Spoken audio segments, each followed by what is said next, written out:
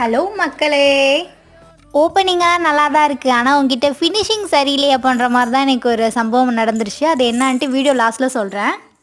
மதியத்துக்கு சைடிஷாக புடலங்காய் செஞ்சுக்கலான்னு சொல்லிட்டு தான் அதை வாஷ் பண்ணிக்கிட்டு இருந்தேன். புடலங்காவை எப்போதும் போல் கூட்டு பொரியல்னு பண்ணாமல் புதுசாக வறுவல் மாதிரி பண்ணலான்னு ட்ரை பண்ணியிருந்தேன். அதில் தான் சம்பவம் ஒன்று நடந்துச்சு. விரதத்துக்கு சமைக்கிறனால டேஸ்ட் எதுவும் பார்க்கக்கூடாதுல்ல.